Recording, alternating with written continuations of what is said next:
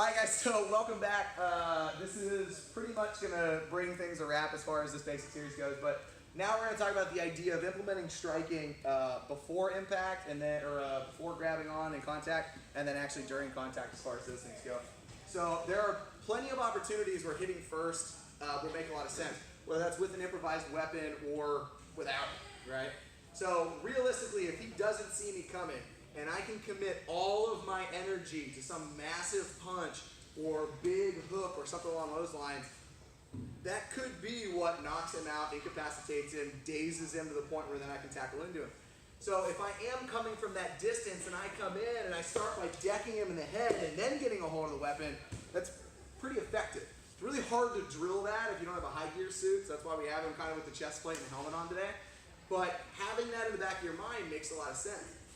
If I have a fire extinguisher and he doesn't see me coming, I'm standing inside a doorway, and I can blast him with the intent of shattering his skull, breaking his neck, all that kind of fun stuff. Thumbs up, it's fantastic, right? The other really good place to implement striking is, let's say that he is right in a doorway, or I'm staging at a doorway, and if I can get out of this door, I have a pretty good shot at getting to a safety or exit, like over on the side. As he enters that door, or if he doesn't see me coming, me going in and blasting into him, whoosh, just to clear, make space and get outside of that door.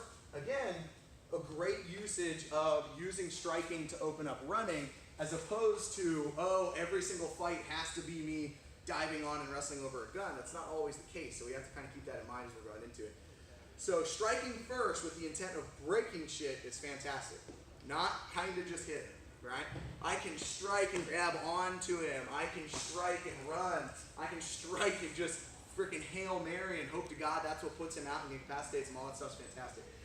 Now, once we get in and we actually start linking from standing, again, depending on the position, maybe I'm out here in this outside 2-on-1. Maybe I just bear hugged his arms together. Maybe we're, overhooks or underhooks on the inside when we're going in. I have to just simply look for basic opportunities to strike. So I'm always looking for things that'll break. I don't want to just hit him in the side of the head. If I'm going to hit him, I'm looking for below the eyebrows, including the throat, right? I'm looking for into the side of the neck. I'm looking for rib cage. I'm looking to stomp on knees, stomp on feet, things that break. I'm looking maybe to punch through just big explosive punches this way, putting pressure on the elbow, break the arm that way, as opposed to the traditional thought where I'm kind of straight arming him.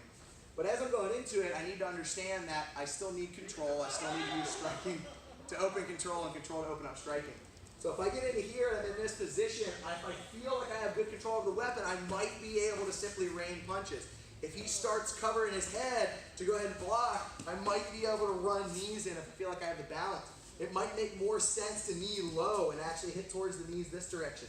It might make more sense if I'm punching him in the head and he starts to cover to just cannonball on the back of the neck if I have that exposure. All that makes a lot of sense.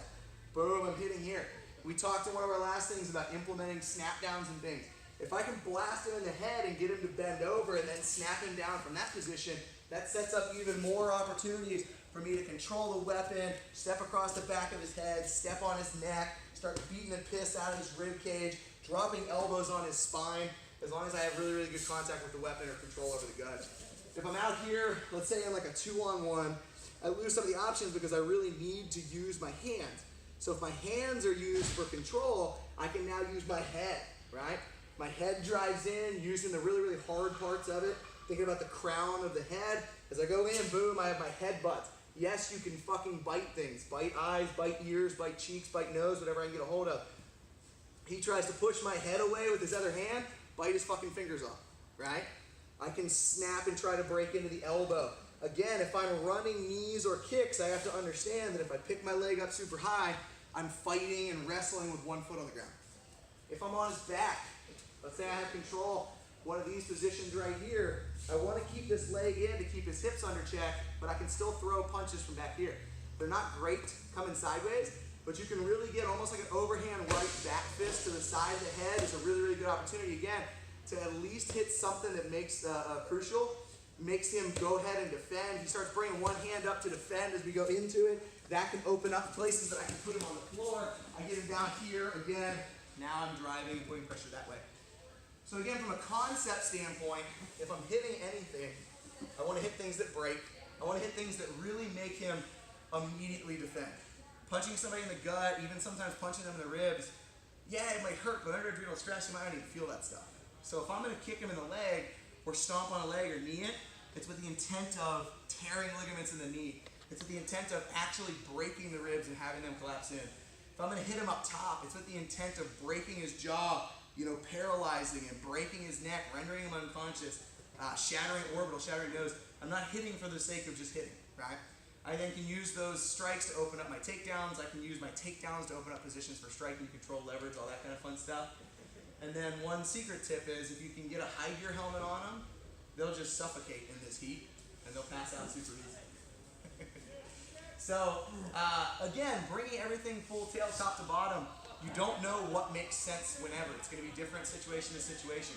Where am I staged? Am I ambushing? Is it in the middle of a wide open area and I'm covering 10 feet, 20 feet, 30 feet, 50 feet, whatever it is, as far as that stuff goes. I don't know if I need to strike first, tackle first, grab onto the gun first. It's going to be different for everybody as it goes. But what you need to do is start with a base of training and drills that make sense so you get a lot of activity. And then the more time you spend, you get to pull from those experiences and those backgrounds. If you have a background wrestling, you can implement wrestling into these drills.